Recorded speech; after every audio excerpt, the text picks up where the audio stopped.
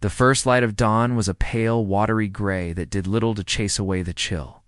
It was a cold that seeped deep into the bones, a damp, persistent chill that the city wore like a shroud in the early autumn. On a wooden park bench, a woman stirred, the movement slow and stiff, as if every joint protested.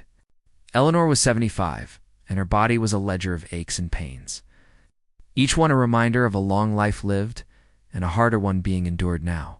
She sat up, her back groaning in protest, and pulled the thin wool blanket tighter around the small form sleeping beside her. Lily, her granddaughter. The reason for everything. The park was slowly waking. A distant siren wailed, a lonely sound in the vast quiet. A man in bright running shoes thudded past on the path, his breath fogging in the air, his eyes fixed straight ahead. He didn't see them. They were part of the landscape. Like the gnarled oak tree or the worn-out statue of a forgotten general, invisible. Eleanor was used to it. It was a kind of shield, this invisibility, but it was also a heavy cloak of loneliness. She looked down at Lily. The child was 8 years old, but she had the stillness of someone much older. She slept, curled into a tight ball, her breath a small warm puff against the morning air. Her hair, a tangled mess of brown curls, was splayed across the pillow of Eleanor's worn-out coat. Even in sleep, there was a furrow of concentration on her brow, as if she were solving a difficult puzzle in her dreams. Eleanor gently brushed a stray curl from her granddaughter's forehead. The skin was soft, so different from her own, which was like thin, creased paper. In that moment, looking at the peaceful face of the child, the weight of their situation felt both impossibly heavy and strangely manageable. This was her purpose. Not the survival of self, but the preservation of this small, precious life. With a sigh that misted in front of her face, Eleanor began the ritual of disentangling their lives from the bench. She moved with a practiced economy, her movements honed by months of repetition. First, she folded the blanket. Its once vibrant plaid pattern now faded to a series of muted grays and blues. It was their bed, their warmth, their primary defense against the elements. She placed it carefully into their battered shopping cart.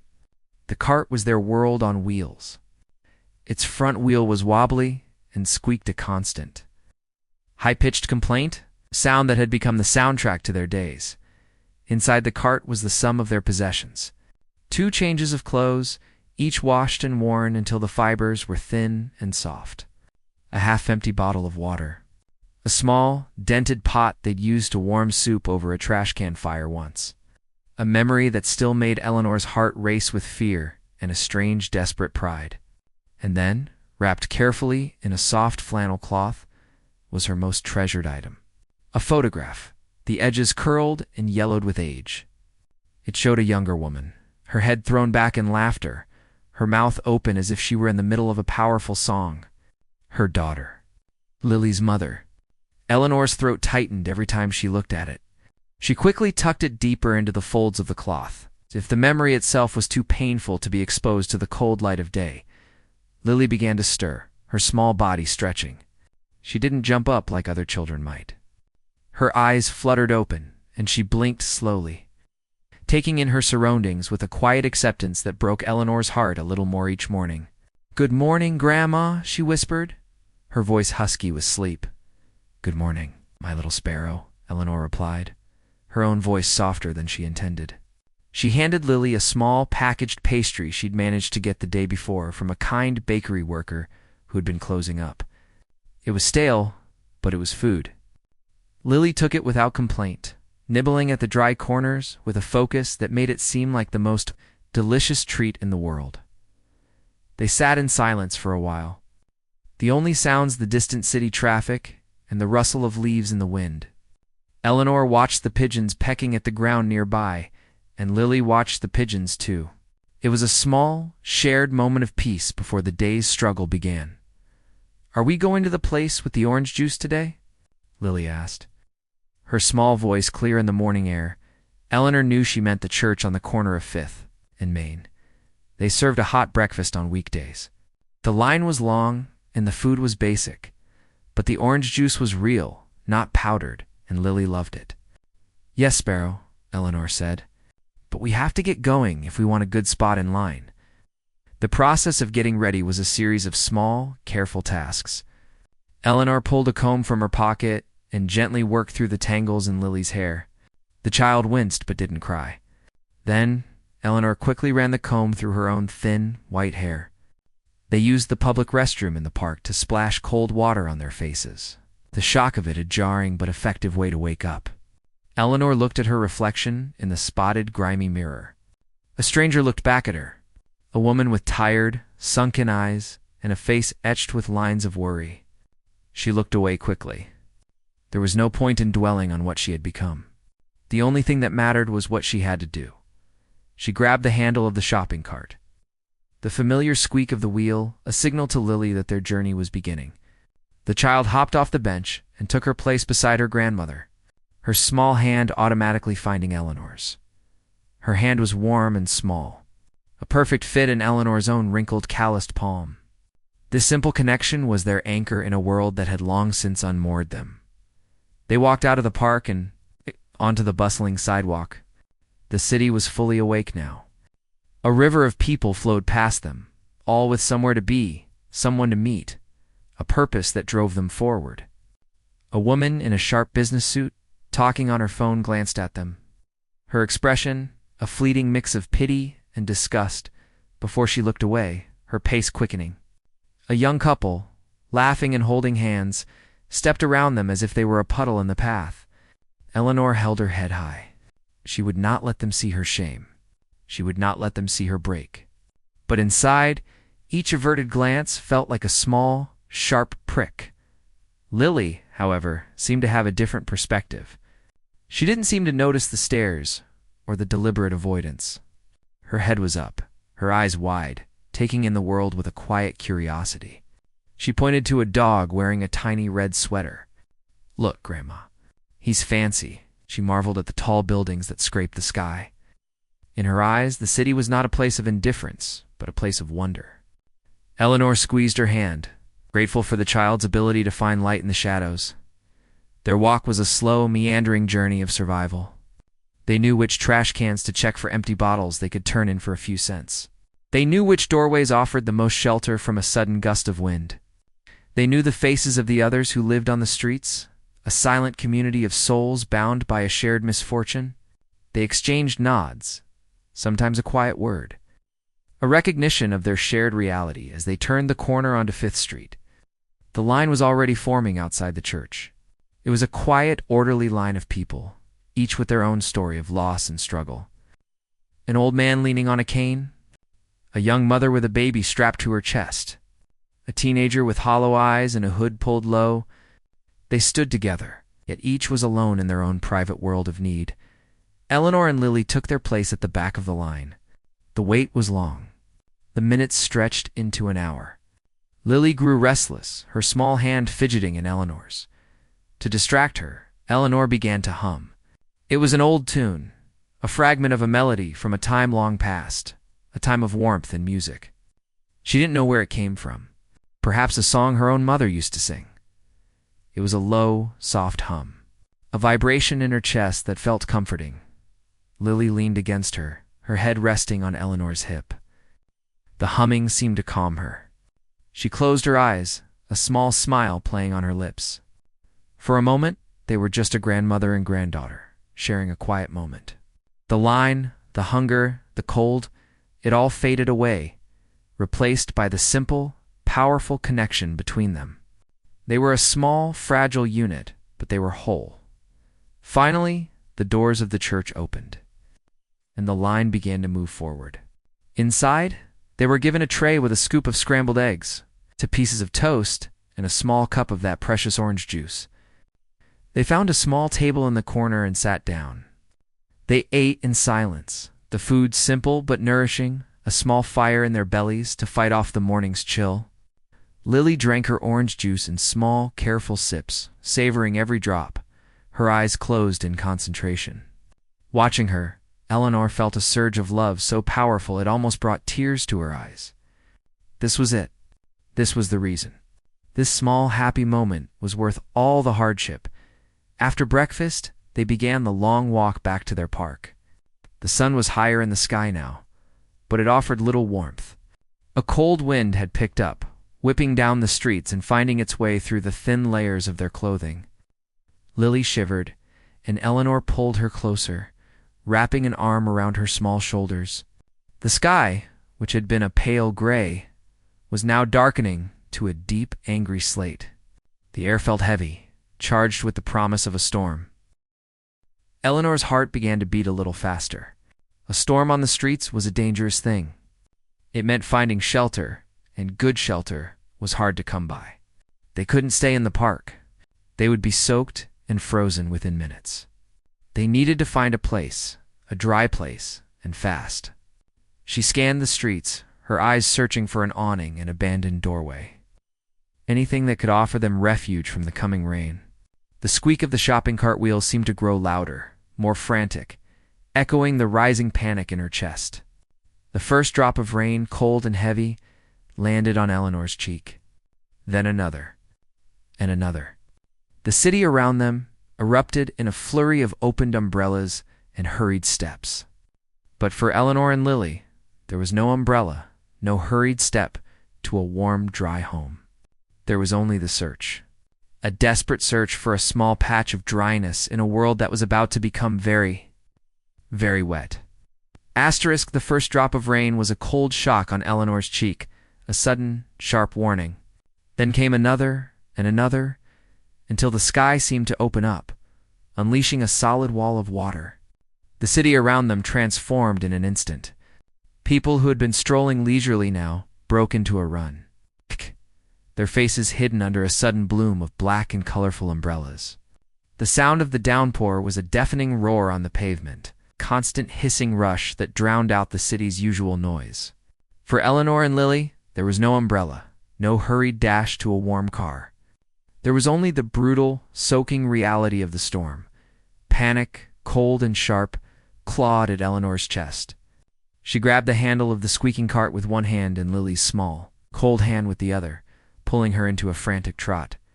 The wobbly wheel of the cart screamed in protest, its rhythm a frantic, high-pitched counterpoint to the drumming of the rain. Lily stumbled along, her small legs struggling to keep up. The water plastered her hair to her head and ran in rivulets down her face.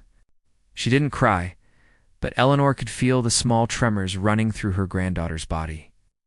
A mixture of cold and fear, Eleanor's eyes scanned the street, searching for a haven.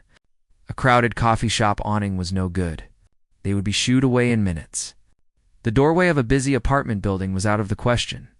They needed a place that was forgotten, a place where no one would notice them huddling against the storm. Her mind raced, flipping through a mental map of the neighborhood. A map of safe places and dangerous ones. Of places where they might be left alone and places where they would be immediately targeted. Then she saw it.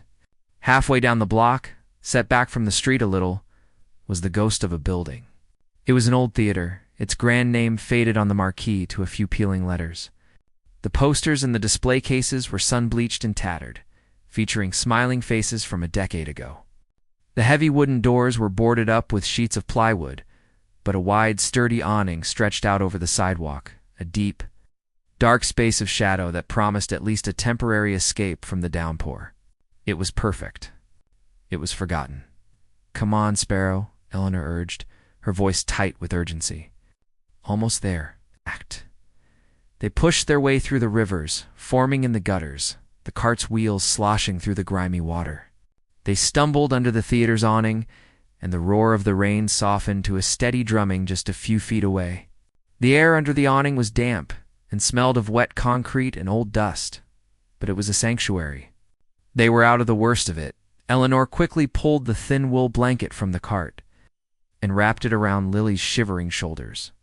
The child's teeth were chattering, a small, clicking sound that broke Alino's heart. She knelt in front of her, trying to rub some warmth into her small arms, but her own hands were cold and wet. The blanket was already damp, offering little more than the illusion of comfort. The chill of the rain had seeped deep into their clothes, into their skin. It was a cold that was not going away anytime soon. They stood there for a long time. two small figures in the vast, dark shadow of the forgotten theater. The rain showed no sign of letting up. The streetlights began to flicker on, casting a hazy yellow glow on the wet pavement. The world outside their small shelter was a blur of motion and light, but inside their bubble, there was only the cold and the waiting. Lily leaned her head against Eleanor's chest, her body still trembling. The despair of the moment was a heavy, tangible thing. It was in the dampness of their clothes, the emptiness of their stomachs, and the endless. Indifferent rain, Eleanor felt a wave of helplessness wash over her. She had protected Lily from so much, but she could not protect her from the cold. She could not give her a hot bath or a warm meal. All she could offer was this damp, drafty space and a blanket that was more for comfort than for warmth. She looked down at the top of Lily's head, at the dark, wet curls, and felt a familiar ache in her throat. She remembered another time, another lifetime, when she had sung a lullaby to a little girl with the same curly hair. A little girl who was now just a faded photograph in a flannel cloth. The memory was a sharp, sudden pain to push the memory away. To push away the crushing weight of the present, Eleanor began to hum. It was a low, quiet sound, almost a vibration in her chest. It was the same old tune she had hummed that morning, fragment of a melody from a time when music was a part of her life, not a buried treasure. She didn't know where it came from, but it was a familiar comfort, a thread connecting her to a past that felt both distant and immediate. Lily stirred against her. She lifted her head, her eyes wide in the dim light. The humming seemed to have cut through the chill, reaching her. "What's that song, Grandma?" she asked, her voice small but clear. Eleanor stopped humming. "Oh, it's nothing, Sparrow. Just an old tune." "I like it," Lily said. "It sounds warm." Eleanor's heart ached at the simple truth in her words. She wanted to give Lily warmth more than anything. She looked into her granddaughter's hopeful eyes, and the hesitation she felt. The shame that had kept her silent for so long began to crumble. What did she have to lose? They were already at the bottom. A song could not make their situation any worse, but it might, for just a moment, make it a little better.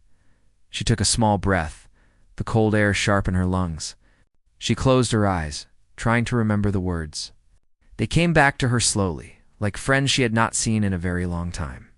She began to sing, her voice at first a rusty, hesitant whisper. "Summertime, and the live-in is easy." The sound was strange to her own ears. It was thin and frail, a shadow of the voice she once had. But as she continued, singing the old, familiar words, something shifted. The muscle memory returned. The emotion, long suppressed, began to surface.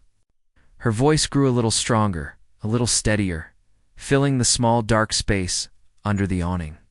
It was a voice that had known sorrow, a voice that had weathered storms far greater than the one raging outside. It was a voice filled with a deep, soulful melancholy that was, in its own way, beautiful. Lily watched her, her shivering forgotten. She knew this song. Eleanor had hummed it to her many times, a secret lullaby for their difficult life. As Eleanor sang the second verse, Lily's small voice joined in. She didn't sing the melody, but found a harmony, a high, pure note that weaved around Eleanor's weathered tone like a vine around an old branch. Eleanor's eyes flew open in surprise. She looked at Lily, and the child was smiling, a real, genuine smile that reached her eyes and lit up her face in the gloom. Her voice was clear and sweet, the sound of innocence and hope. It was the perfect counterpoint to Eleanor's soulful, weary melody. Together, their voices created something new, something neither could have made alone. The old and the new, the weary and the hopeful, blending together in a perfect, unexpected harmony.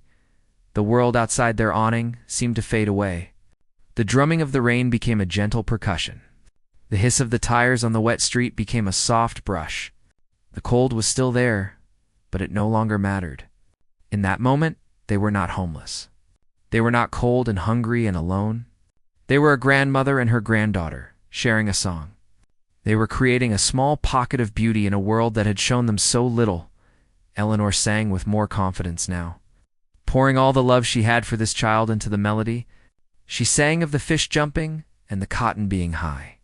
painting a picture of a world of ease and warmth. A world she wished she could give to Lily, and Lily's harmony was her answer. A sound of trust and love. A promise that as long as they had each other, they had everything. The song swelled, filling the space under the awning with a richness and depth that seemed impossible coming from two ragged figures on a cold. The music echoed slightly off the dusty glass of the theater windows. A haunting, beautiful sound that was a stark contrast to the grim reality of their lives. They were lost in the music, lost in the moment, creating something so pure and so full of feeling that it felt like a prayer. For a few precious minutes, they were not just surviving, they were alive. The last note of their song hung in the damp air under the awning, fragile, beautiful thing that seemed to defy the cold and the rain. For a long moment, neither of them moved. Eleanor kept her eyes closed, savoring the warmth that had spread through her chest. A feeling so unfamiliar it was almost alarming. It was the warmth of connection, of creation. It was a fire built not from trash and paper, but from love and memory. Lily was still leaning against her small body no longer trembling, her head resting in the crook of Eleanor's arm. The world outside their small shelter continued its indifferent rush. But in here, time seemed to have stopped. Slowly, Eleanor opened her eyes. The rain was still falling, but it had softened from a furious downpour to a gentle, steady drizzle. The sky was beginning to lighten in the west, a pale, bruised purple promising the eventual end of the storm. The magic of the moment began to fade, replaced by the harsh reality of their situation. They were still wet, still cold, and still homeless. The blanket around Lily's shoulders was damp and heavy. The cart, with all their worldly possessions, stood silent sentinel beside them. "We should move, Sparrow," Eleanor said, her voice quiet. "The rain is letting up."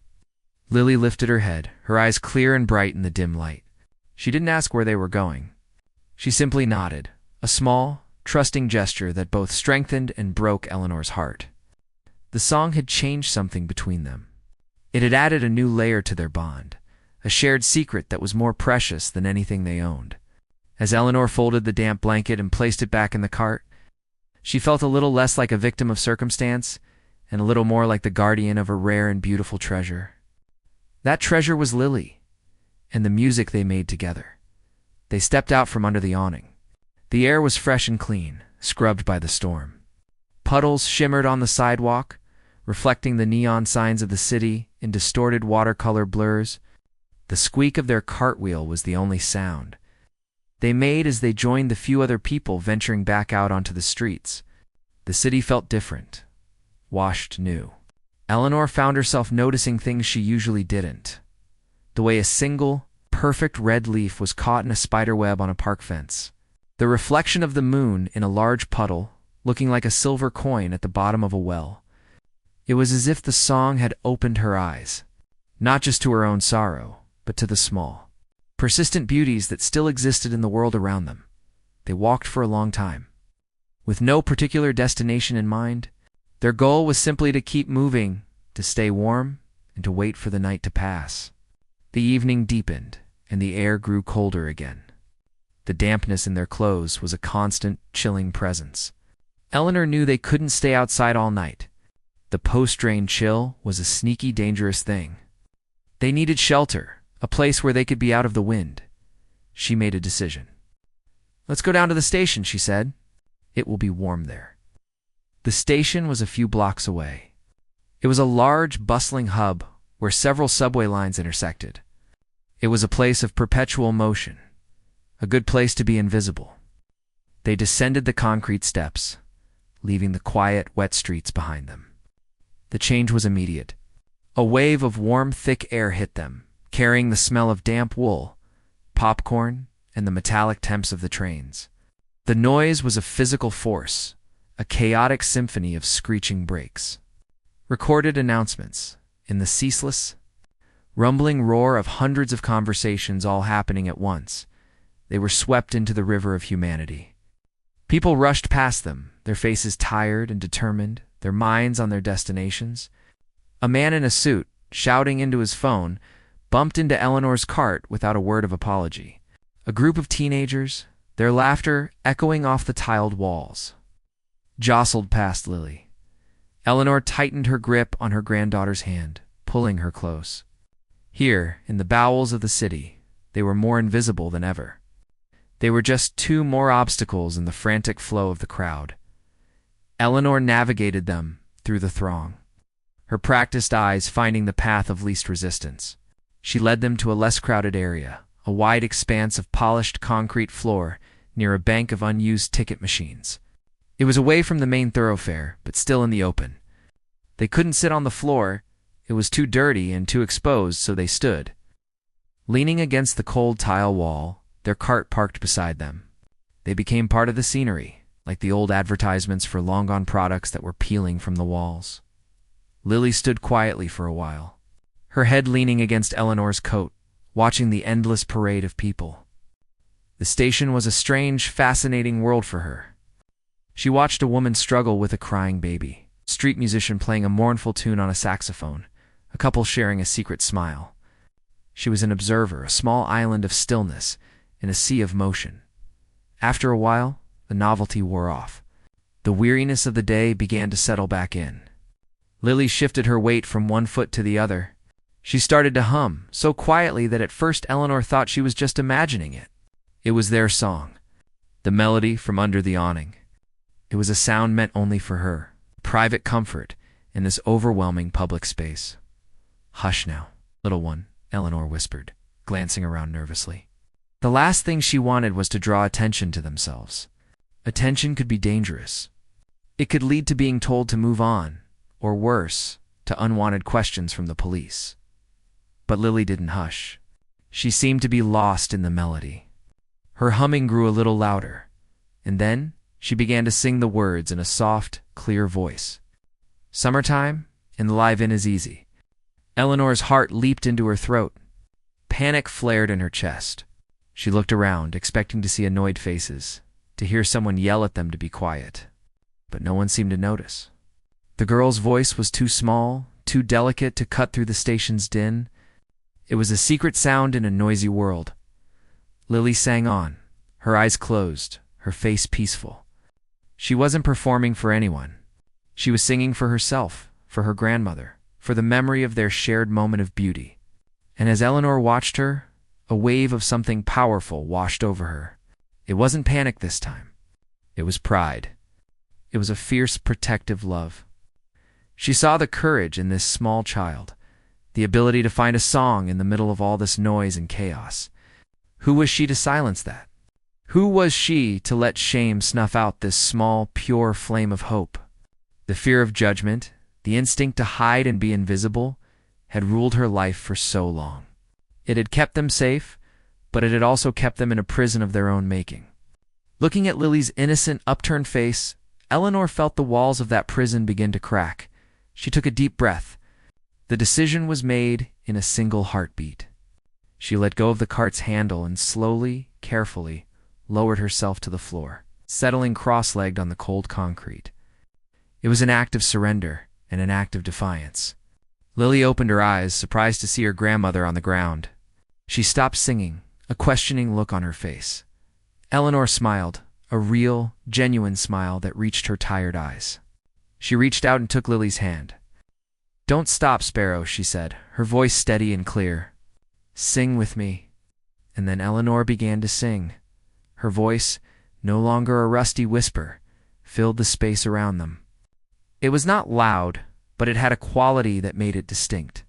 It was rich with emotion, with the weight of her 75 years, with all the love and sorrow she held for this child. It was a voice that demanded to be heard. Lily's eyes widened, and a brilliant smile lit up her face. She joined in, her pure, sweet soprano weaving around Eleanor's soulful melody. Their duet, born under a theater awning, now found its voice in the heart of the city's underground. And this time people noticed it started with a single person. A young woman with a backpack waiting for a train turned her head, a look of confusion on her face. She pulled out her earbuds. Then a businessman, scrolling impatiently through his phone, paused, his fingers stilling on the screen. He looked up, his eyes searching for the source of the sound. The music was an impossible thing in that place. It was a story, a feeling, a moment of pure, unadulterated humanity in a space designed for transit and anonymity. The contrast was breathtaking. There, on the dirty floor, sat an old woman in ragged clothes and a little girl with tangled hair, and they were creating a sound so beautiful it seemed to belong in a grand concert hall. A small crowd began to form. People stopped their frantic rushing. They turned away from the departure boards and the fast food counters. They moved closer, drawn by the siren call of the Duet. A circle of silent observers began to form around them. A young man in a beanie raised his phone, the screen's glow illuminating his amazed face. He was recording. The video was only a minute long, but it captured everything: the shock on the faces of the onlookers, the raw talent, and the profound, visible love between the old woman and the little girl. Eleanor and Lily were lost in their own world. They didn't see the crowd. They didn't see the phones. They only saw each other. Their eyes were locked, their voices rising and falling together in perfect harmony. They were not two homeless people singing for change. They were a grandmother and a granddaughter, sharing a piece of their souls, turning the cold, uncaring station into a place of warmth and beauty, if only for a few precious minutes. The last note of their song hung in the air of the station, a single, shimmering thread of sound that seemed to hold all the love and sorrow of their lives. Then it was gone. The silence that followed was not empty. It was full, heavy, and alive. It was a sacred space, a shared moment of awe created by the music. The roar of the trains, the announcements, the chaotic symphony of the city's underground, it all seemed to have been held at bay. Waiting for the song to end, Eleanor and Lily remained as they were. Their eyes locked, their hands still clasped. They were slowly returning from the place the music had taken them, a place of warmth and beauty. As their awareness of the world around them came rushing back, Eleanor's breath caught in her throat. She saw the faces, dozens of them. A silent, staring circle had formed around them, a wall of strangers with expressions she couldn't quite read. Shock, wonder, pity, the old. Familiar fear began to prickle at the edges of her relief. They had been seen. Truly seen, and it was terrifying. Lily seemed to feel her grandmother's sudden tension. She looked around, her eyes widening at the sight of the crowd. She shrank back, instinctively moving closer to Eleanor, her small hand tightening its grip. The magic was broken. The spell was over, and they were just two homeless people on the floor of a subway station, exposed and vulnerable. Then a single sound broke the heavy silence. It was the sound of two hands clapping together. Slow and deliberate at first, then faster. It came from the businessman in the suit, the one who had been so absorbed in his phone. He had a small, sad smile on his face, and his eyes were shining. His clapping was a signal, a permission for everyone else to breathe again, and then the dam broke. The applause started with a few people, then grew, a wave of sound that washed over them. It wasn't polite or hesitant. It was loud, it was enthusiastic, it was thunderous. It echoed off the tiled walls and the high ceiling of the station. A roar of appreciation that was so overwhelming it felt like a physical force. Eleanor could only stare, her mind struggling to process what was happening. People were clapping for them. For her? For Lily, a young woman in the front, the one who had been recording with her phone, stepped forward. Her cheeks were wet with tears. She knelt down in front of them. So she was at their eye level. She started, then shook her head as if words were not enough. That was the most beautiful thing I have ever heard. As she spoke, something else began to rain down on them. It wasn't the cold, indifferent rain from the storm outside. It was paper. Green, crinkled paper. Bills of all denominations fluttering down like strange green leaves. A few coins followed, clinking softly on the concrete floor around them. The young woman who had knelt down placed a $20 bill gently into Lily's empty lap. The child looked down at it, then back up at her grandmother, her eyes wide with a mixture of confusion and wonder. She had never seen so much money at one time. More people came forward. An older man in a worn jacket took off his own overcoat and draped it around Eleanor's shoulders. It was heavy and warm and smelled of wool and a faint, pleasant scent of pipe tobacco. "Here you go, ma'am," he said, his voice gruff but kind. "You need this more than I do." A teenager from the group that had been so loud earlier pushed through the crowd. He didn't say anything. He just held out a half-eaten sandwich wrapped in wax paper. Eleanor hesitated, her pride warring with her hunger, but Lily's eyes were fixed on the food. She took it, murmuring a quiet thank you. The boy just nodded and shuffled back into the crowd. Eleanor was overwhelmed. She felt a dizzying rush of emotions: gratitude, shock, and a deep, bone-shaking fear. This was too much. This was too good. In her experience, things that were too good never lasted. She wanted to grab Lily, snatch the money from the floor, and run. But her body felt frozen, pinned in place by the sheer, unexpected kindness of strangers. The young woman with the phone held it out, showing Eleanor the screen. "I recorded it," she said softly.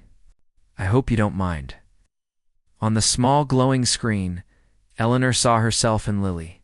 She saw the way Lily's face lit up when she sang. She saw the look of fierce, protective love in her own eyes.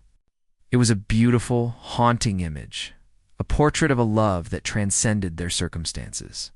It didn't look like two homeless people. It looked like art. "I'm going to post it," the woman said, her voice full of conviction. "The world needs to see this. People need to hear you." Eleanor didn't fully understand what that meant, to post it. The world of the internet was a foreign country to her. But she saw the sincerity in the young woman's eyes, and she found herself nodding slowly. What harm could it do? The moment was already over. The crowd was already beginning to thin, the spell broken as people rushed to catch their trains or go about their business. The station was returning to its normal state of controlled chaos. The applause had died down. But a few people still lingered, tossing a few more bills onto the small pile that had accumulated around them. Eleanor finally found the strength to move. She scrambled to her feet, pulling Lily up with her. The heavy coat the man had given her felt like a shield. With trembling hands, she began to gather the money. There were ones and fives, tens and 20s. More money than she had seen in years. She stuffed it into the pockets of the coat, her heart pounding. Lily helped, picking up the coins from the floor and dropping them into her own small pocket. The sound of them clinking together like music. They were an island of stillness in the rushing river of the station. People flowed past them, some glancing back with a smile, others already forgetting the momentary interruption to their day. Eleanor grabbed the handle of their shopping cart. The familiar squeak of the wheel, a grounding sound, in the aftermath of the storm. She looked down at Lily. The child was clutching one of the $20 bills in her hand. Not like it was money, but like it was a precious flower. Something delicate and wonderful to be admired. Her face was no longer fearful, but full of a quiet, radiant joy. "Come on." "Sparrow," Eleanor said, her voice thick with emotion. She pulled the heavy coat tighter around herself. It was the warmest thing she had worn in years. They walked away from the spot where they had sung, leaving behind only a few scuff marks on the concrete floor and the memory of a song that had, for a few minutes, stopped the city in its tracks. They walked away, not as invisible ghosts, but as two people who had been seen, who had been heard, and whose quiet, desperate lives had just been irrevocably changed. The squeak of the cartwheel echoed behind them, but now it sounded different. It was no longer the sound of just survival. It was the sound of a story that was just beginning. The first thing Eleanor did with the money was buy a night. Not just any night, but a night in a real room with a door that locked and a bed that was theirs alone. It was a cheap motel on the edge of the city. It's a kind of place that smelled of bleach and old air freshener. But to Eleanor and Lily, it was a palace. They took long, hot showers, the steam fogging up the small bathroom mirror until they were just two blurry, happy shapes. They ordered pizza, a greasy, glorious feast that they ate, sitting on the edge of the bed, their feet dangling above the carpet. For one night, they were not homeless. They were just guests. The next morning, Eleanor went to the motel's small office to use the lobby computer. She wanted to see if she could find any information about shelters with open beds. As she waited for the old machine to boot up, the television in the corner was playing a morning news show. The anchor's voice was bright and cheerful. "And next we have the story that is melting hearts across the country," she said. "The incredible Duet, that stopped a subway station in its tracks. Suddenly, Eleanor's own face filled the screen. It was the video the young woman had recorded. She saw herself, sitting on the dirty floor, her eyes closed in concentration. She saw Lily, her face alight with joy. She heard their voices weaving together in that haunting, beautiful harmony. It felt like watching a dream, a life that belonged to someone else. The anchor was talking about them, calling them the subway sirens and a symbol of hope in a divided world. A ticker at the bottom of the screen read, #Subway song trending worldwide. Eleanor's hand flew to her mouth. A wave of dizziness washed over her. She sank into one of the worn-out lobby chairs, her eyes fixed on the screen. The world that had walked past them, that had ignored them for so long, was now holding its breath for them. It was too much. It was terrifying. The next few days were a blur. They stayed in the motel, living on pizza and the kindness of strangers. Eleanor was afraid to go outside. She felt like a character in a book she hadn't agreed to be in. But the world was looking for them. It wasn't long before a reporter from a local news station found them. He was a young man with a kind face who spoke to them gently, not like they were a story, like they were people. He interviewed them in their small motel room. Eleanor, with Lily's hand held tightly in hers, told their story.